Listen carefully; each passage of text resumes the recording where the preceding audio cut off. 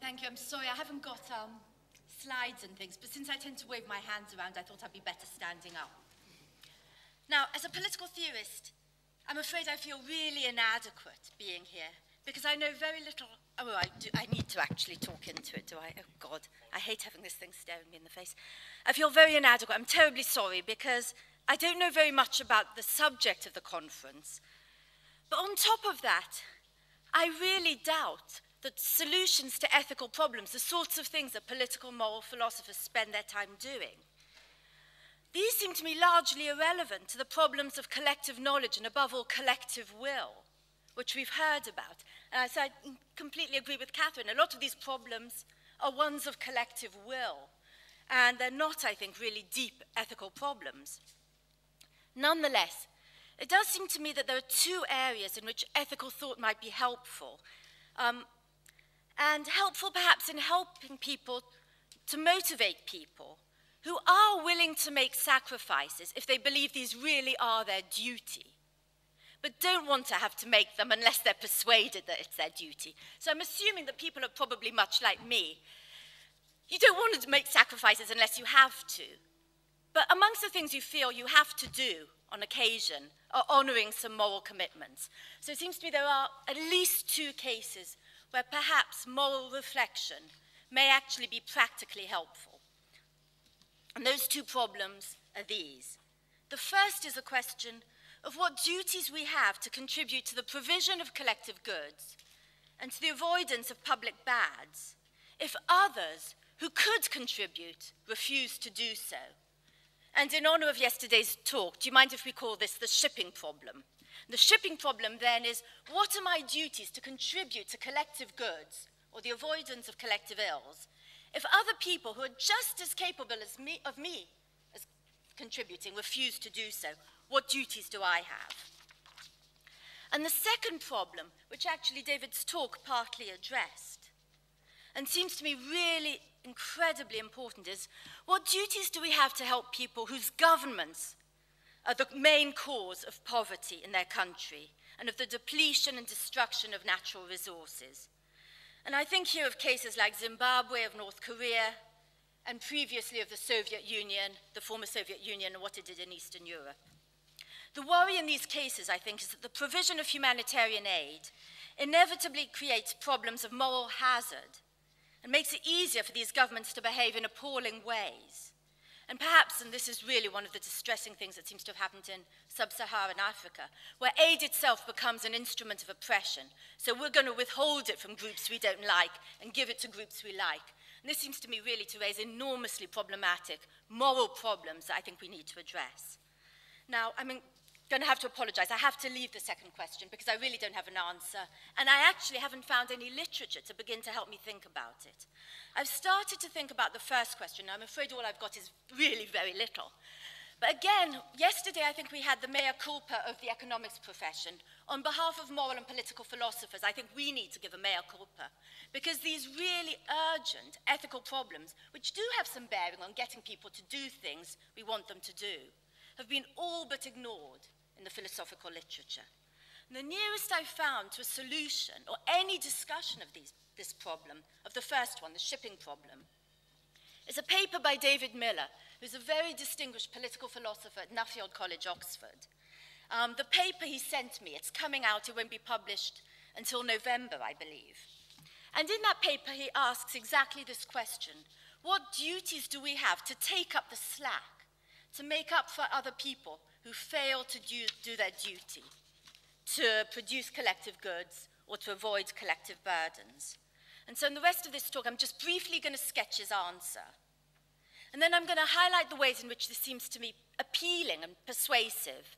And then I'm going to turn to the problems I see with it and the ways in which I actually think this illustrates severe problems in philosophical thinking at present that I think we need to try and move beyond.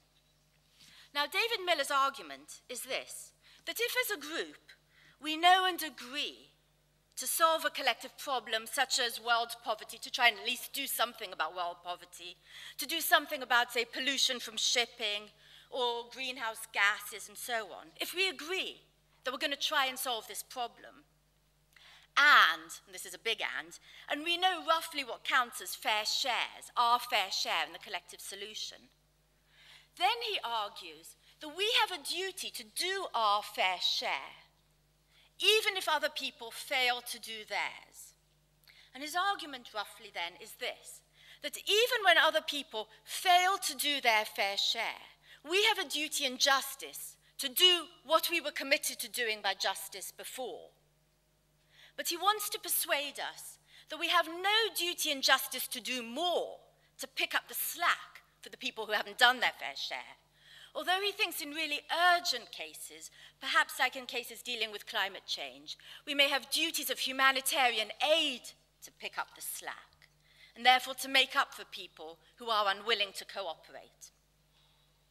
Okay, so just to summarize, David Miller's view is, if we agree to try and tackle collective problems such as come with the Kyoto Treaty and so on, or with shipping, and we have a sense of what our fair share is, justice requires us to do our fair share even if other people don't do theirs, unless their failure to do anything makes the whole project futile or imposes such heavy costs that we're incapable of doing it. But in general, he thinks that's not the case. So his view is, if they abscond, we've still got a duty and justice to go ahead. But he thinks justice doesn't require us to try to pick up their share, although perhaps we will have duties of humanitarian aid to do so. That's his argument. Now, it seems to me in some ways this is quite appealing and persuasive, because after all, we all agree, and I endlessly try and tell this to my kids, unsuccessfully, that bad behavior by others doesn't license bad behavior by me. Injustice by others doesn't license injustice by me. As we always say, two wrongs don't make a right. And so in that sense, his argument seems very persuasive. It also seems persuasive in another way, because we don't generally expect innocent third parties to compensate victims of theft for their loss. So if John Sulston goes and steals something from John Harris, ordinarily we don't think I have a duty and justice to compensate John Harris and make good his loss. Now, I think that's a strength of his view, that we don't have duties and justice to make up for people who are failing to do their share. Nonetheless, I think there are two really serious difficulties with his paper, and I really think it's important to think about them. The first is his argument turns on sharply distinguishing duties of justice from duties of humanitarian aid. And it seems to me that this is a complete and utter red herring that's taken hold of the philosophical literature on really all the political philosophy that's currently being written on global justice and our duties concerning climate change and the rest. It's fixated on the importance of distinguishing duties of justice from duties of aid. And the implication, I take it, isn't just we ought to be clear about what our duties are and why we've got them. That seems to me a good idea. But the implication seems to be that when we know, oh, it's a duty of justice, that's a duty of aid, we know all the duties over here are much more important than the duties over here. But I think that's a mistake. Duties of justice vary in their importance, and so do duties of humanitarian aid. And so the idea that these duties are always more important than those strikes me as terribly mistaken. If it's mistaken, fixating endlessly on whether or not a duty is a duty of justice rather than, heaven forbid, a mere duty of humanitarian aid, seems to me to distract from questions about the urgency of picking up the slack, the importance of doing things when others don't contribute, the importance, perhaps, of compensating those who try to pick up the slack, who try to do more than is required, so they don't suffer as special burdens, and also from reflecting on what duties we have, not merely to compensate people who try to help, but also to enforce and punish selfish behavior. It seems to me these are important ethical questions. What duties do we have to compensate people so they're not disadvantaged by acting justly? And what duties do we have to punish those who refuse to act justly? These seem to me really important questions, and no amount of fixating on is it a duty of justice, is it a duty of aid, seems to me likely to solve them. So that's my first worry. The second problem I see with Miller's article, also I fear relevant to my profession. It's confusion of individual norms with norms that are appropriate at a global or collective level. Now, I may have no duty to compensate John Harris if John Solston steals from him, but I do have duties to support and, if necessary, to help to create institutions such as courts, police, the whole paraphernalia we normally refer to, which seeks to prosecute, identify and prosecute guilty people, and to provide justice for their victims. All of these, it should be noted, are potentially very demanding and expensive duties. So the fact that I may not have a duty myself to compensate victims of global warming who, say, China or someone else isn't doing anything to help, doesn't mean that I don't have a great variety of really demanding duties. I may have duties to help those and compensate those who are trying to pick up the slack. I may have duties to contribute to punishing, perhaps shaming, but definitely punishing and discouraging violators. So the idea that the only duty I have in justice is to take up the slack, to do my part, seems to me seriously to understate the duties of justice I have. Moreover,